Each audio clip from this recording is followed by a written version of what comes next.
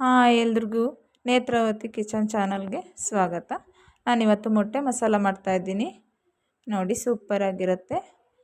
ಇದನ್ನು ಮಾಡೋಕ್ಕೆ ಬೇಕಾಗಿರೋದು ಗೋಡಂಬಿ, ಬೆಳ್ಳುಳ್ಳಿ, ಹಸಿರು ಮೆಣಸು, ಈರುಳ್ಳಿ, ಮೊಟ್ಟೆ ಮಸಾಲ ಪೌಡ್ರು ಮತ್ತು ಮೊಗ್ಗು ಚಕ್ಕೆ, ನೆಕ್ಸ್ಟು ಅರಿಶಿನ ಮತ್ತು ಒಂದು ಕೊಟ್ಟಷ್ಟು ಪಾಲಕ್ ಸೊಪ್ಪು ತೊಗೊಂಡಿದ್ದೀನಿ. ನೋಡಿ, ನೀಟಾಗಿ ಕಟ್ ಮಾಡ್ಕೊಂಡು ತೊಳೆದಿಟ್ಕೊಂಡಿದ್ದೀನಿ. ನೆಕ್ಸ್ಟ್ ಒಂದು ಬಾಣಲಿ ಇಟ್ಕೊಂಡು ಒಂದು 2 ಸ್ಪೂನ್ ಎಣ್ಣೆ ಹಾಕ್ಕೊಂಡು ಅದು ಬಿಸಿ ಆದಮೇಲೆ ಈರುಳ್ಳಿ ಹಾಕ್ಕೊಂಡು ಫ್ರೈ ಮಾಡ್ಕೊಳ್ಳೋಣ. ಈರುಳ್ಳಿ ಸ್ವಲ್ಪ ಕಲರ್ ಚೇಂಜ್ ಆಗೋವರೆಗೂ ಫ್ರೈ ಮಾಡ್ಕೊಳ್ಳೋಣ. ನೋಡಿ, ಈ ಥರ ಫ್ರೈ ಆದಮೇಲೆ, ಈರುಳ್ಳಿ ಫ್ರೈ ಆದಮೇಲೆ ಇದಕ್ಕೆ ಇವಾಗ ಹಸಿರು ಮೆಣಸಿನ್ಕಾಯಿ ಹಾಕ್ಕೊಳ್ತಾ ಇದ್ದೀನಿ. ಹಸಿರು ಮೆಣಸು ಹಾಗೆ ಹಾಕಿದ್ರೆ ಅದು ಪಟ್ಟಂತ ಮೇಲೆ ಆರುತ್ತೆ. ಸೊ ಹಾಗಾಗಿ ನೋಡಿ, ಈ ಥರ 2 ಭಾಗ ಮಾಡ್ಕೊಂಡು ಹಾಕ್ತಾಯಿದ್ದೀನಿ. ನಿಮಗೆ ಖಾರಕ್ಕೆ ಎಷ್ಟು ಬೇಕು ಅಷ್ಟು ನೋಡ್ಕೊಂಡು ನೀವು ಹಸಿರು ಮೆಣಸು ಹಾಕ್ಕೊಳ್ಳಿ. ನೋಡಿ, ಹಸಿರು ಮೆಣಸು ಫ್ರೈ ಆದಮೇಲೆ ಈಗ ಬೆಳ್ಳುಳ್ಳಿ ಹಾಕ್ಕೊಂಡು, ಬೆಳ್ಳುಳ್ಳಿ ಮತ್ತು ಶುಂಠಿ ಹಾಕ್ಕೊಂಡು ಎರಡನ್ನೂ ಫ್ರೈ ಮಾಡ್ಕೊಳ್ಳೋಣ.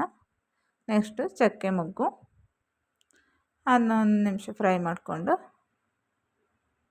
ಇವಾಗ ಲಾಸ್ಟ್ಗೆ ಗೋಡಂಬಿ, ಒಂದು 10 ಗೋಡಂಬಿ ತೊಗೊಂಡಿದ್ದೀನಿ. ಅದನ್ನು ನೀಟಾಗಿ ಫ್ರೈ ಮಾಡ್ಕೊಳ್ಳೋಣ. ನೆಕ್ಸ್ಟು ನೀಟಾಗಿ ತೊಳೆದಿಟ್ಕೊಂಡಿದ್ದೆ, ನಾನೊಂದು ಕಟ್ಟಾಗೋಷ್ಟು ಪಾಲಕ್ ತೊಗೊಂಡಿದ್ದೀನಿ. ಆ ಪಾಲಕ್ ಸೊಪ್ಪನ್ನ ಇದಕ್ಕೆ ಸೇರಿಸ್ಕೊಂಡು ನೀಟಾಗಿ ಫ್ರೈ ಮಾಡ್ಕೊಳ್ಳೋಣ. ಈ ಥರ ಮಿಕ್ಸ್ ಮಾಡ್ಕೊಳ್ಳೋಣ.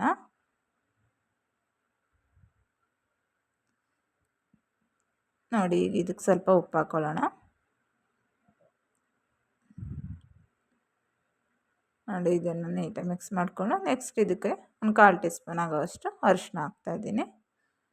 ಇದನ್ನು ಮಿಕ್ಸ್ ಮಾಡಿಕೊಂಡು ಸೊಪ್ಪು ಬೇಗನೆ 1-2 ನಿಮಿಷಕ್ಕೆ ಅದು ಫ್ರೈ ಆಗುತ್ತೆ. ಅದು ಎಲ್ಲ ಫ್ರೈ ಆದಮೇಲೆ ನೀಟಾಗಿ ತಣ್ಣಗಾದಮೇಲೆ ಮಿಕ್ಸಿಲಿ ಆಡಿಸ್ಕೊಂಡು ಮಸಾಲೆ ರುಬ್ಕೊಂಡು ಇಟ್ಕೊಳ್ಳೋಣ. ನೆಕ್ಸ್ಟ್ ಇದಕ್ಕೀಗ ಬಾಣಲೆ ಇಟ್ಬಿಟ್ಟು ಸ್ವಲ್ಪ ಎಣ್ಣೆ ಹಾಕ್ಕೊಂಡು, ನೋಡಿ ಎಣ್ಣೆ ಬಿಸಿ ಆದಮೇಲೆ, ಇವಾಗ ಬಿಸಿ ಆದಮೇಲೆ ನಾನು ಇದಕ್ಕೆ ಒಂದು 1/4 ಟೀ ಸ್ಪೂನ್ ಆಗೋವಷ್ಟು ಸಾಸಿವೆ ಹಾಕ್ಕೊಳ್ತಾ ಇದ್ದೀನಿ.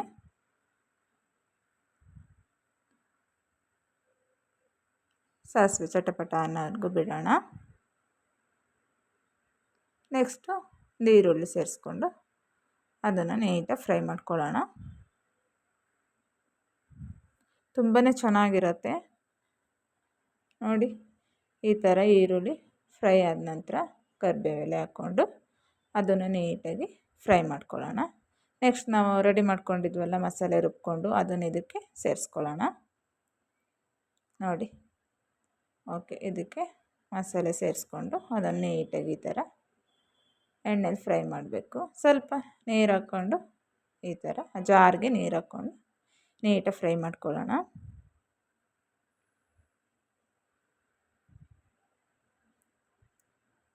ನೋಡಿ, ಈ ಥರ ಕುದಿಬೇಕಾದ್ರೆ ನಾವು ಇದಕ್ಕೆ ಮೊಟ್ಟೆ ಮಸಾಲ ಪೌಡ್ರ್ 1 ಸ್ಪೂನ್ ಅಷ್ಟು ಹಾಕ್ತಾಯಿದ್ದೀನಿ. ಎಗ್ ಮಸಾಲ ಪೌಡ್ರು ಯಾವುದಾದ್ರೂ ಹಾಕ್ಬೋದು ನೀವು. ನೋಡಿ, ಅದನ್ನು ನೀಟಾಗಿ ಈ ಥರ ಮಿಕ್ಸ್ ಮಾಡ್ಕೊಳ್ಳೋಣ. ಅದೊಂದು ಕುದಿ ಬಂದು ಘಮ ಘಮ ಅಂತ ಬರುತ್ತೆ, ನಮಗೆ ಸ್ಮೆಲ್ ಘಮ ಘಮ ಅಂತ ಬರುತ್ತೆ. ಆ ರೀತಿ ಬರೋವರೆಗೂ ಈ ಥರ ಫ್ರೈ ಮಾಡಿಕೊಂಡು ಇವಾಗ ನಾವು ನೀರು ಸೇರಿಸ್ಕೊಳ್ಳೋಣ. ನಿಮಗೆ ಎಷ್ಟು ಗಟ್ಟಿ ಬೇಕೋ ಅಷ್ಟು ನೀರು ನೀವು ಸೇರಿಸ್ಕೊಳ್ಳಿ.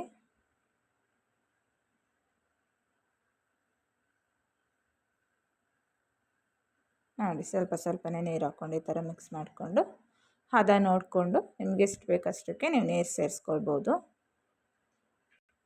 ತೀರ ತೆಳ್ಳಾಗೋದೇನು ಬೇಡ, ಒಂದು ಮೀಡಿಯಮ್ ಇದ್ದರೆ ಸಾಕು. ಇಲ್ಲ ಗಟ್ಟಿ ಬೇಕನ್ನೋರು ಗಟ್ಟಿಯಾಗಿ ಸ್ವಲ್ಪ ನೀರು ಹಾಕ್ಕೊಂಡು ಮಾಡ್ಕೊಂಡ್ರೆ ಆಯಿತು.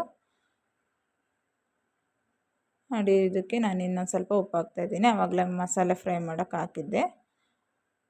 ಇದಕ್ಕೆ ಇನ್ನೊಂದು ಸ್ವಲ್ಪ ಉಪ್ಪು ಹಾಕ್ಕೊಳ್ತಾ ಇದ್ದೀನಿ. ಈಗ ಅದನ್ನು ಮಿಕ್ಸ್ ಮಾಡ್ಕೊಳ್ಳೋಣ. ಇದು ಕುದಿಬೇಕು, ಆವಾಗ ಕ್ಯಾಪ್ ಮುಚ್ಚಿಬಿಡೋಣ. ಅದು ಕುದಿಯೋವರೆಗೂ ತುಂಬಾ ಚೆನ್ನಾಗಿರುತ್ತೆ ಕಣ್ರಿ, ಮಾಡಿ ನೋಡಿ. ನಾವಿಲ್ಲಿ ಹೇಳೋದು ನೋಡಿದ್ರೆ ನಿಮ್ಗೆ ಗೊತ್ತಾಗಲ್ಲ. ನೀವು ಒಂದು ಸಲ ಮನೇಲಿ ಇದೇ ಥರ ಟ್ರೈ ಮಾಡಿದರೆ ನಿಮಗೆ ಟೇಸ್ಟ್ ಹೇಗಿರುತ್ತೆ ಅಂತ ಗೊತ್ತಾಗುತ್ತೆ, ಆವಾಗ ಖುಷಿ ಆಗುತ್ತೆ. ನೋಡಿ, ಈ ಥರ ಎರಡು ಕುದಿಬೇಕು ಮಸಾಲೆ. ನೋಡಿ, ಕ್ಯಾಪ್ ತೆಗೆದ್ಬಿಟ್ಟು ಈ ಥರ ಕೈ ಆಡಿಸ್ಕೊಳ್ಳೋಣ. ನೆಕ್ಸ್ಟು ನಾನು ಮೊಟ್ಟೆನ ಮೊದಲೇ ಬೇಯಿಸಿಟ್ಕೊಂಡಿದ್ದೆ. ಅದನ್ನು ನೋಡಿ ಈ ಥರ ಮಧ್ಯಕ್ಕೊಂದು ಲೈನ್ ಎಳೆದ್ಬಿಟ್ಟು ಚಾಕಿನಲ್ಲಿ ಲೈನ್ ಎಳ್ಕೊಂಡು ಈ ಥರ ಮೊಟ್ಟೆನ ಅದಕ್ಕೆ ಸೇರಿಸ್ಕೊಳ್ತಾ ಇದ್ದೀನಿ. ನೋಡಿ ತುಂಬಾ ಚೆನ್ನಾಗಿರುತ್ತೆ. ನೋಡಿ ಈ ಥರ ಸ್ವಲ್ಪ ಮೊಟ್ಟೆ ಈ ಥರ ಮಸಾಲೆಗೆ ಆಡಿಸ್ಕೊಳ್ಳೋಣ. ನೆಕ್ಸ್ಟ್ ಕ್ಯಾಪ್ ಮುಚ್ಚಿಟ್ಟು ಒಂದು 2-3 ನಿಮಿಷ ಬಿಟ್ಟರೆ ಸಾಕು. ಸೂಪರಾಗಿರೋ ಎಗ್ ಮಸಾಲ ರೆಡಿಯಾಗುತ್ತೆ. ನೋಡಿ ತುಂಬಾ ಚೆನ್ನಾಗಿರುತ್ತೆ. ನೀವು ಮನೇಲಿ ಒಂದ್ಸಲ ಮಾಡಿ ನೋಡಿ ಎಲ್ರೂ. ಇಷ್ಟ ಆದರೆ ಕಮೆಂಟ್ ಮಾಡಿ, ಲೈಕ್ ಮಾಡಿ, ಸಬ್ಸ್ಕ್ರೈಬ್ ಮಾಡ್ಕೊಂಡು ನೋಡಿ ವಿಡಿಯೋನ. ನೋಡಿ ರೆಡಿಯಾಗುತ್ತೆ. ಪಾಲಕ್ ಸೊಪ್ಪು ತಿನ್ನೋಕ್ಕಾಗಲ್ಲ ಸೊಪ್ಪು ಅನ್ನೋರು ಈ ಥರ ಹೇಗೆ ಸ್ಪೆಷಲ್ ಮಾಡಿಕೊಂಡು ತಿನ್ಕೋಬೋದು ನೋಡಿ. ನೆಕ್ಸ್ಟ್ ಇವಾಗ ಕೊನೆಗೆ ಸ್ವಲ್ಪ ಕೊತ್ತಂಬರಿ ಹಾಕ್ಕೊಂಡು ಕೊತ್ತಂಬರಿ ಸೊಪ್ಪು ಹಾಕ್ಕೊಳ್ಳೋಣ.